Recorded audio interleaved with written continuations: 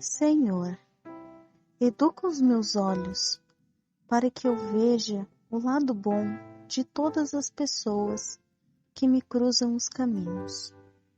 Abençoa os meus ouvidos, para que eu aprenda a ouvir sem corromper os assuntos. Ilumina a minha língua, para que as minhas palavras não firam ninguém. Envolve o meu coração em tua misericórdia, para que eu saiba amar sem desejar.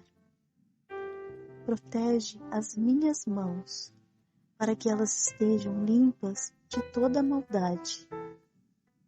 Sublima as minhas forças genésicas, para que eu veja no sexo o altar da vida. Dirige os meus pés pela senda do bem, para que eu não me tresmalhe para o caminho do erro. Senhor, ensina-me a ser, enfim, como sou, onde estiver, com quem estiver, um pequeno reflexo do teu infinito amor. Assim seja.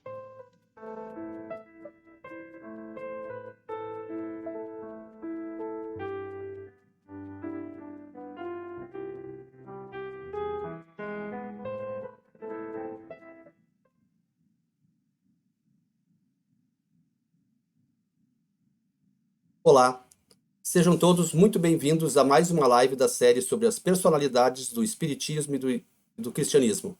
E para o encontro de hoje temos como convidadas duas participantes do Movimento Espírita de Cachoeirinha, a vice-presidente da UME Cachoeirinha e a diretora da área do livro da UME Cachoeirinha. Danise e Dalva, a palavra é de vocês.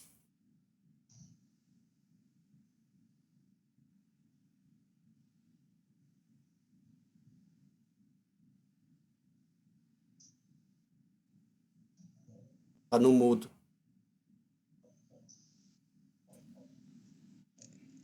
Sejamos todos nós acolhidos na misericórdia de Deus e de Jesus, nestes momentos que nos acalentaremos diante de uma personalidade tão importante para o movimento espírita. Então eu quero apresentar a Tanise, trabalhadora da Sociedade Espírita Francisco de Assis, Cefa, e também vice-presidente da UME Cachoeirinha. Uma boa noite a todos. Então, nessa noite eu vou apresentar a minha companheira de trabalho, muito querida, dedicada durante muitos anos a essa doutrina, a nossa amiga Dalva Roleto, colaboradora do Grupo Espírita Clara de Assis e nossa diretora da área do livro espírita, da União Municipal Espírita de Cachoeirinha. Uma boa noite. Nós estamos aqui para falarmos da Ivone Pereira, Ivone do Amaral Pereira. E para que possamos falar de um ser tão especial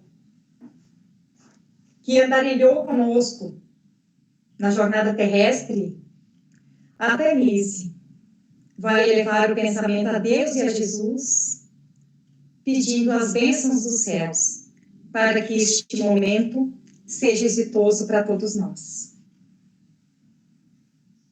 Então vamos todos nesse momento elevar nossos corações e os nossos melhores sentimentos ao Cristo Jesus, guia das nossas existências, pastor amoroso de nossas almas, rogando dessa forma o amparo e a permissão para que os estudos da noite de hoje fluam de forma harmoniosa, levando benefícios a todos os corações necessitados de acalento e amparo através das exemplificações da nossa irmã Ivone do Amaral.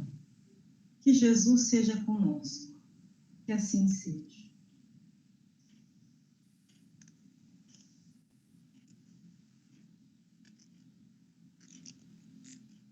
Ivone do Amaral Pereira nasceu na cidade de Rio de Janeiro. No dia 24 de dezembro de 1900, ano em que partia para a pátria espiritual um espírito de escola, que também transitou aqui entre nós, Bezerra de Menezes. Sim. Bezerra de Menezes, que nós tanto admiramos, foi um dos espíritos que mais esteve junto da nossa companheira Ivone, né? Ele, Leon Tolstói, o nosso Leon Denis e Frédéric Chopin. Leon Denis, inclusive, escreveu com ela algumas obras. Bezerra escreveu com ela Tragédia de Santa Maria e Dramas da Obsessão, que são obras extremamente importantes para o nosso movimento espírita. Aos 29 dias após o seu nascimento, ela teve uma crise de catalepsia, aonde já estava, devido à aparente morte, sendo velada. Mas a sua mãe não acreditava que a filha estivesse morta, embora tudo à sua volta mostrasse que estava, inclusive o velório, as velas, a vestimenta, o caixão, tudo. Mas a sua mãe, com aquele instinto de mãe, aquele instinto maternal, acreditando a filha não estar supostamente morta, ela se recolheu a um quarto e fez uma prece a Maria de Nazaré.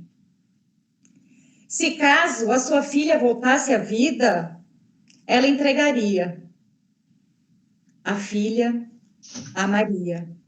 Inclusive, ela queria colocar o nome de Maria, mas o pai da menina, o marido, assim colocou como Ivone, mas ela queria colocar Maria. E ela fez essa prece fervorosa a Maria, e ela foi, após essa prece, acariciar, como que a tomar essa filha nos braços. E um espinho da coroa de flores que ela tinha em sua cabeça espetou, machucando-a. E a menina começou a chorar. A mãe, claro, e toda a família, ficaram bastante contentes com este acontecido. E a Ivone, que assim ficou o seu nome, continuou com a sua mediunidade, com as suas dificuldades, e com 4 anos de idade, ela já via os espíritos. E ela tinha tantos dons mediúnicos, tantas aptidões mediúnicas, que ela vivia simultaneamente a encarnação que estava se efetivando e encarnações pretéritas. E diante dessas encarnações, ela via o seu pai, o Charles, que foi um pai extremado em outra romagem terrestre dessa nossa irmã. E ela dizia para o pai, ela tinha sérios conflitos com a família em consequência disso. Ela dizia que o pai biológico não era pai dela, que o pai dela se chamava Charles. A mãe dela queria vestir roupas nela e ela não aceitava as roupas que a mãe tinha para vesti-la. Ela apontava para um guarda-roupa e queria as roupas daquele guarda-roupa, que somente ela via. E foi desta forma que a nossa irmã foi crescendo, às vezes causando sérios problemas na família. Até que ela, em determinada idade, ela foi morar com a sua avó. Mas antes disso, aconteceram outras coisas também junto à família que ela constituiu, que ela estava constituída. E o pai da nossa querida irmã era uma pessoa muito caridosa. E ele levava para dentro da casa, para a família ajudar a cuidar, as pessoas com vulnerabilidade social, pessoas que andavam pela rua, pessoas com necessidades várias. Ele levava para casa, ele alimentava, ele dava banho, ele colocava unguento nas feridas. E a nossa irmã foi crescendo dentro deste contexto. Verdade. A questão das catalepsias, um outro momento marcante foi na igreja de Nossa Senhora dos Passos, quando ela tinha 8 anos de idade. E naquele momento mostrava-se ali a mediunidade, um dos aspectos da mediunidade de Ivone, que era ser levada a outros ambientes espiritualmente, o que ela veio desenvolver nas próprias obras espíritas. No livro Recordações da Mediunidade, a Ivone nos diz que aquele momento em que ela acabava de reencarnar com 29 dias e passou aquelas 6 horas desacordada, tendo inclusive um atestado de óbito no momento, demonstram que ela deveria morrer para a vida terrena e renunciar aos prazeres da vida terrena e vivenciar a vida espiritual. Ela acredita que havia esse simbolismo. E ela conta que os maiores prazeres da vida dela se encontraram exatamente no contato com esses espíritos, né? Ela teve a sorte de nascer numa família espírita. Como a Dalva trazia, um pai muito caridoso, e a mãe também, chegando ao ponto de receberem em casa. Eu achei muito curioso que uma das moradoras de rua que eles recebiam, eles trocavam as roupas, eles tratavam os problemas de pele, eles pediam para as pessoas tomarem banho, e conta-se que uma dessas senhoras era muito exigente, exigindo para o cardápio a mãe da Ivone. E a mãe da Ivone fazia o possível para atender esse cardápio, embora fosse uma família pobre, tivesse as suas dificuldades financeiras. Fica bem claro, o pai teve comércio algumas vezes, acabou falindo, vindo a se tornar funcionário público com poucos recursos. Eles faziam o possível para agradar aquelas pessoas. A Ivone teve pouca instrução. Ela estudou até o 4º ano do ensino fundamental, seria hoje. Mas ela sempre gostou muito dos livros, da literatura. Então, aos 8 anos, ela já iniciou uma caminhada de leitura de romances, obras bem importantes da literatura universal, e conta-se que ela anotava em papel de pão, né, muitas dessas histórias, porque ela não tinha condições de comprar caderno, e sempre que seu pai soubesse, porque seu pai não gostava que ela lesse romances, visto que ela era ainda uma criança. Mas esse gosto pela literatura, esse gosto pelo magistério, se tornou muito forte. Embora a nossa companheira Ivone tenha tido como profissão na vida a tarefa de costureira, de artesã de flores, tarefas que lhe davam a liberdade para a atividade mediúnica, mas que não lhe davam uma tranquilidade do ponto de vista financeiro, mas que nunca impossibilitaram que ela praticasse o bem e fizesse a caridade. Pois é. A nossa querida irmã, da qual hoje nós estamos falando, ela tinha uma aptidão mediúnica que, como a Thaís já mencionou, ela, ao escrever as obras, os romances, as atividades mediúnicas delas de escrita, de psicografia, ela visitava os lugares antes e ela vivenciava os dramas. E numa dessas vivências, ela estava escrevendo um livro, se não me engano, Sublimação. E ela ouviu, né, dentro de uma cena, que tinha uma pessoa ao piano, tocando piano e cantando uma música. E ela viu tudo isso, ela ouviu. E à medida que ela via a cena e ouvia a música, automaticamente tinha uma tela que traduzia para o português a letra da música, que era cantada em francês. E ela via toda a tradução por esta tela.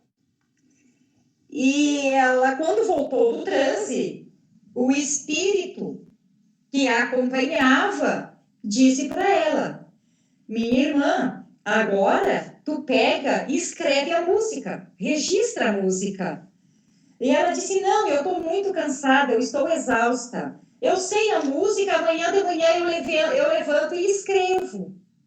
E ela, no outro dia, pela manhã, ela esqueceu da música. E todas as vezes que ela ia pegar aquele livro, que daí o livro foi escrito e não teve a tradução da música que era cantada. Ela pegava o livro e dizia: este livro está incompleto.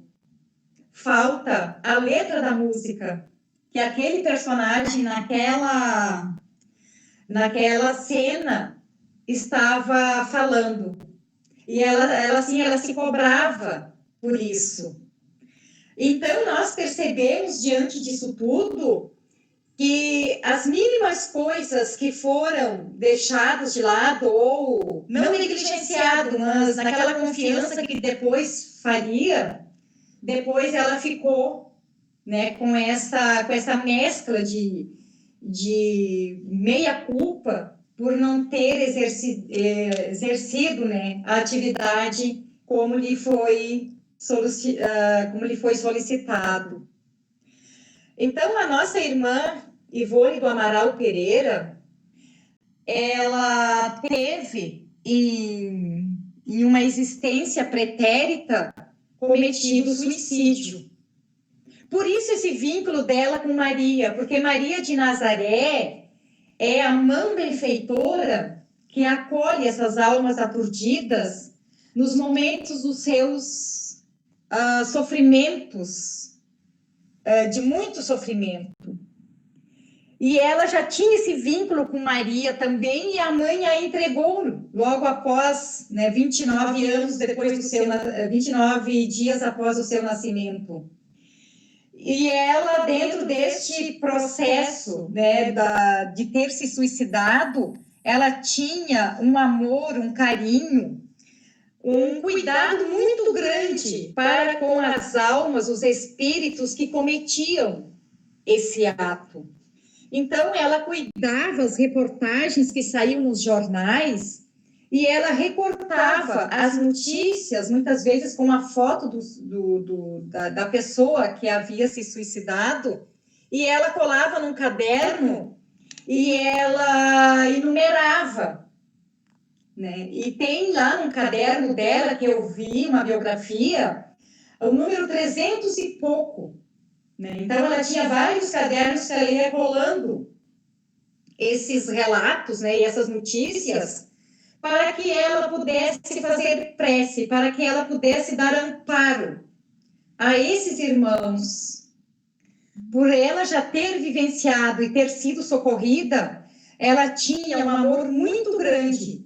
Inclusive, dentro disso tudo, uma vez ela foi com uma família visitar ela foi junto a uma família visitar um conhecido na zona serrana do Rio de Janeiro.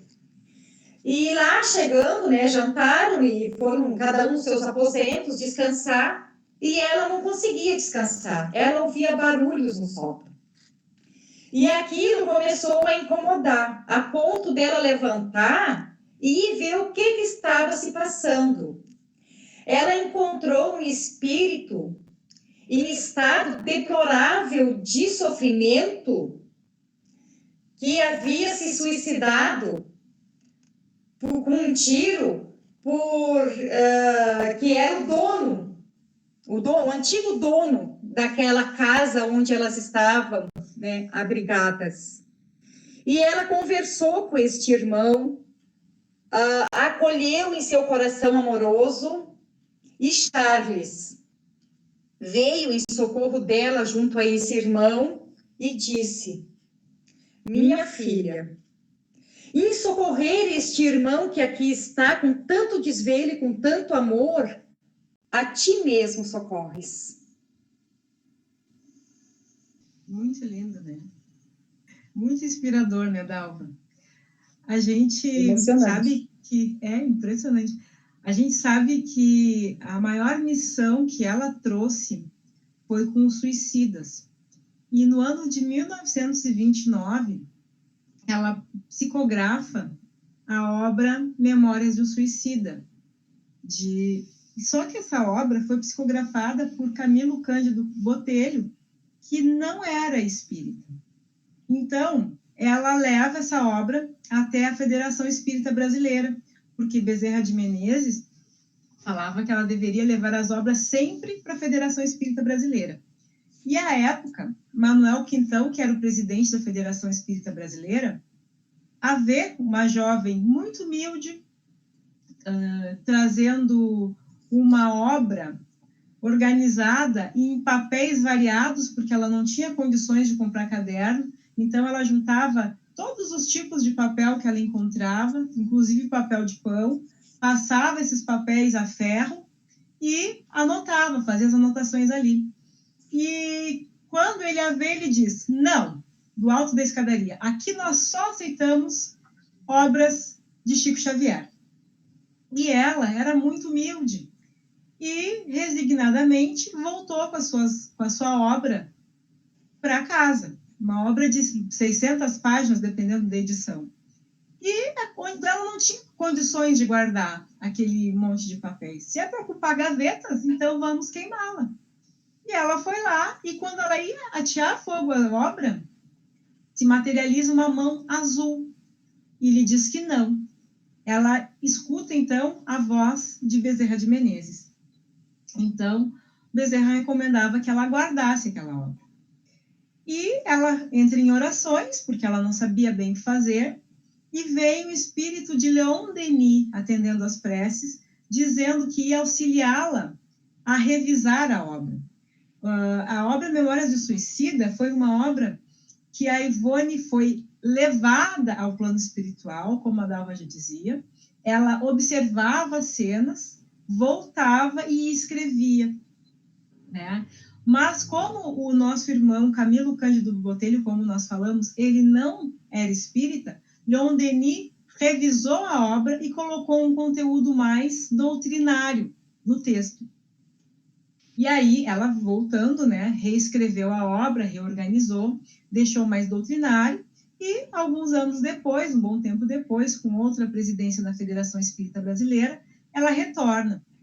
E quando ela chega lá, o outro presidente fica feliz com a obra, mas diz que a Federação Espírita Brasileira só aceitaria revisar, ler obras, né, que fossem datilografadas. Eis um outro grande problema, porque ela não tinha dinheiro para comprar uma máquina de datilografia. E como essa obra precisava chegar, né, até nós, ela ganha de um dos sobrinhos uma máquina de datilografia, consegue, então, colocar a obra dentro dos padrões que eram solicitadas, e a nossa Federação Espírita Brasileira acaba editando, praticamente 30 anos depois de psicografar, de escrita, né, essa obra, porque não foi exatamente uma psicografia. Então, nós vemos aí a persistência dessa médium, a confiança na espiritualidade amiga, na tarefa que ela precisava realizar, e a extrema humildade, porque ela não quis se colocar jamais em situação de projeção, ela simplesmente cumpria as determinações da espiritualidade. E a gente vê nela sempre uma preocupação doutrinária muito séria. Ela se preocupava sempre, enquanto médium, em estudar as obras básicas, estudar Allan Kardec, para que a sua mediunidade fosse uma mediunidade bem conduzida.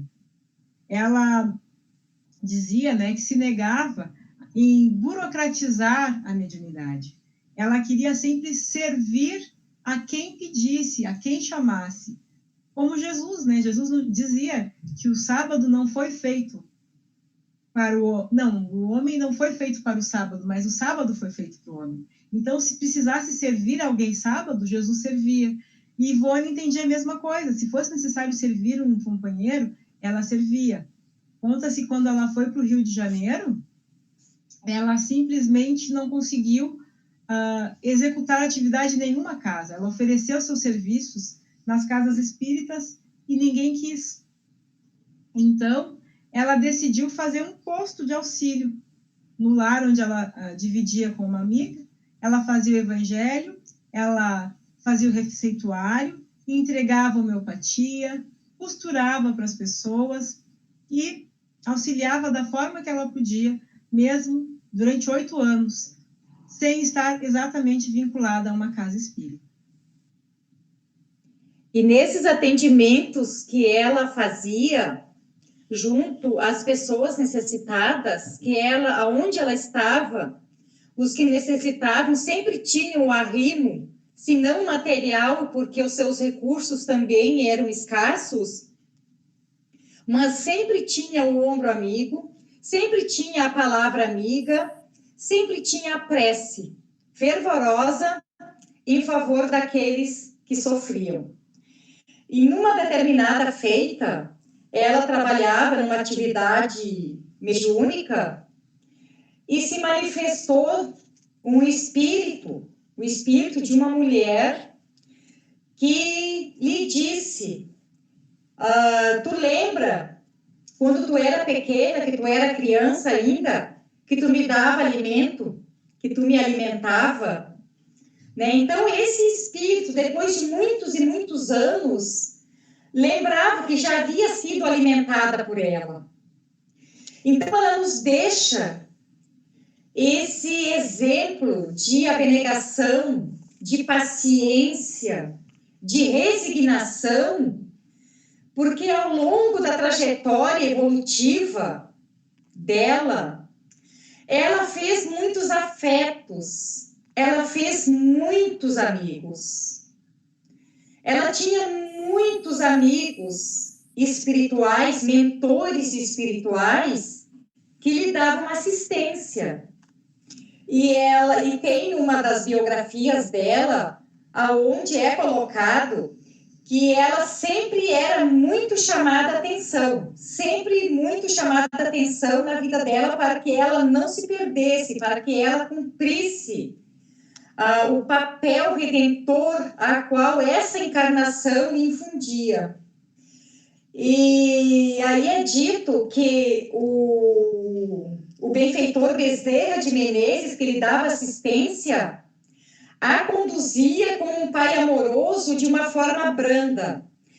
E por ela ter a mediunidade de premonição, esse benfeitor espiritual Bezerra de Menezes, ele sempre mostrava o que ia acontecer em sua vida de uma forma branda, de uma forma tranquila, sem muitas cobranças, para que ela soubesse o que iria acontecer.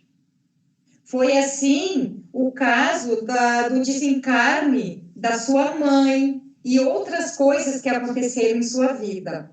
Já quando este trabalho, né, de mostrar o que viria a acontecer em sua vida era feita pelo espírito Charles, esse espírito era bastante dramático naquilo que ele mostrava, porque ele tinha essa força, ele tinha essa vontade para que, de tanto amor e devotamento e afeto que devotava a ela, e por ter vivido algumas encarnações em diversos papéis junto a ela, como pai, como marido, como, assim, várias pessoas da família, ele, mais do que ninguém, ele queria que ela também vencesse. Então, ele colocava as coisas assim com assim, de uma forma muito dramática, para que ficasse bem forte, bem registrado em seu espírito sensível.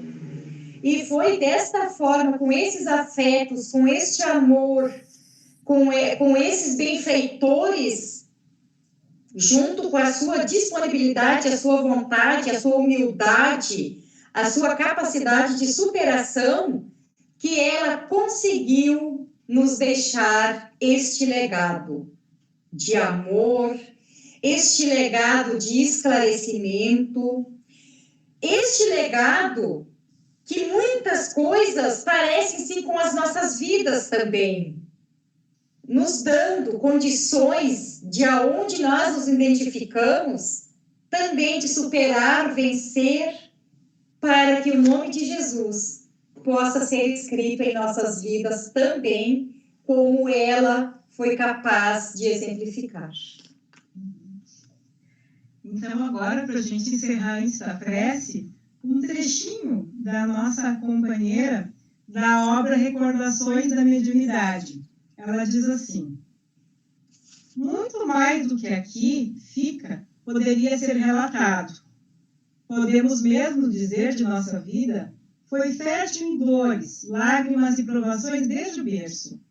Tal como hoje nos avaliamos, consideramos-nos testemunho vivo do valor do Espiritismo na recuperação de uma alma para si mesma e para Deus, porque sentimos que absolutamente não teríamos vencido nas lutas e nos testemunhos que a vida exigiu das nossas forças, se desde o berço não fôramos acalentados pela proteção vigorosa da revelação celeste, denominada Espiritismo. Então, nossa irmã Dal vai nos conduzir à prece de encerramento. E é com sentimento de gratidão. Gratidão a Deus por esta sublime oportunidade de falarmos de um espírito